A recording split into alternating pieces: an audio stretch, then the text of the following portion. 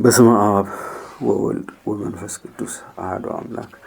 መጋቢት 12 በዚህች ዕለት ሚካኤልን እግዚአብሔር ወደ ጠንቋዩ በለዓም ላከው። እስራኤልንም ይረግማቸው ዘንድ ባላቅ በጠራው ጊዜ አህያው በሰው አንደበት እስከተናገረች ድረስ አስደነገጠው። መርገሙንም ወደ በረከት መለሰው። በአማላጅነቱም ለዘላለሙ ይጠብቀን አሜን። በዚችም ዕለት የከበረና የተመሰገነ የእስክንድርያ ሊቀ ጳጳሳት ለአባቶች ሊቃነ ጳጳሳት 12ኛ ተሿሚ የሆነ የድሜጥሮስ ድንግልናው የተገለጠበት ሆነ። የመገለጡ ምክንያት እንዲህ ነው። ከእርሱ በፊት ሊቀ ጳጳሳት ለነበረው ለቅዱስ ዮልያኖስ መንፈቀ ሌሊት በሆነ ጊዜ ከእግዚአብሔር የታዘዘ መልአክ ተገልጦለት አንተ ወደ ክብር ባለቤት ወደ ክርስቶስ ትሄዳለህ። የወይን ዘለላ ይዞ ነገ ወደ አንተ የሚገባ ሰው ከአንተ በኋላ ሊቀ ጳጳስ ሊሆን የሚገባው እርሱ ነው አለው። ማግስት በሆነ ጊዜም የከበረና የተመሰገነ ድሜጥሮስ የወይን ዘለላ ይዞ ወደ ከበረ ዮልያኖስ ዘንድ ገባ። ቅዱስ ዮልያኖስም ያዘው። ከእኔ በኋላ ሊቀ ጳጳሳታችሁ እንሆ ብሎ ለሕዝብ አስረከባቸው። ስለ እርሱም የእግዚአብሔር መልአክ እንደገለጠለት ነገራቸው። አባ ዮልያኖስም ባረፈ ጊዜ በወንጌላዊ ማርቆስ ወንበር ላይ ሊቀ ጳጳሳት አድርገው ሾሙት። በወንጌላዊ ማርቆስ ወንበር ከእርሱ በቀር ሚስቱ ኑራው የተሾመ የለም። ሰይጣንም በሰዎች ልቡና አደረ፣ በእርሱ ላይም በመናገር የሚያሙት ሆኑ። ስለዚህም ነገር ከእግዚአብሔር የታዘዘ መልአክ ለቅዱስ ድሜጥሮስ ተገልጦ እንዲህ አለው። ከሕዝቡ የሚያሙ አሉና ከልባቸው ጥርጥርን ልታርቅ ይገባሃል። ከሚስትህም ጋር ያለውን የገድልህን ምስጢር ልትገልጥላቸው ይገባሃል። አንተ ራስህን አድነ፣ በአንተ ምክንያት ሌሎች ይጠፉ ዘንድ አይገባህም። ቸር ጠባቂ ከሆንክስ ወገኖችህን ለማዳን ታገለ። ማግስት በሆነ ጊዜም ይህ መጋቢት 12 ቀን ነው። የቁርባንን ቅዳሴ ቀደሰ። ሕዝቡንም እንዲጠብቁ እንጂ ከቤተ ክርስቲያን እንዳይወጡ አዘዛቸው።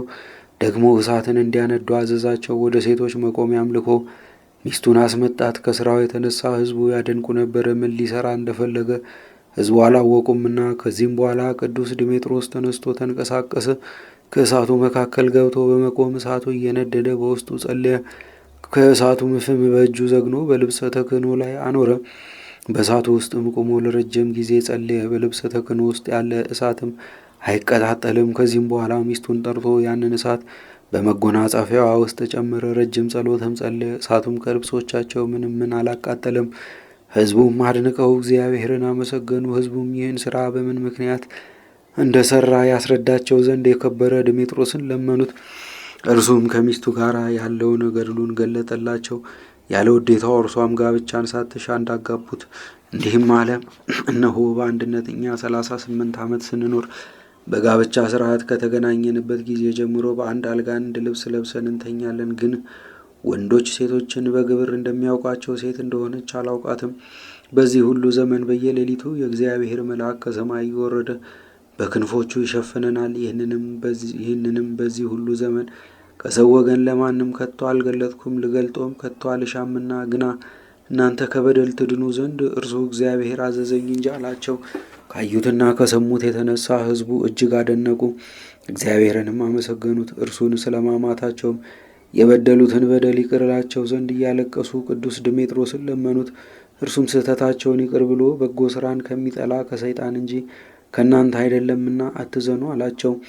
ከዚህም በኋላ ባረካቸው። ወደ ቤታቸው የሚገቡ ዘንድ በሰላም በፍቅር አሰናበታቸው። ከሊቀ ጳጳሳቱ ከቅዱስ ድሜጥሮስ ከአዩት ተአምራትም የተነሳ እግዚአብሔርን እያመሰገኑ ወደ ቤታቸው ገቡ።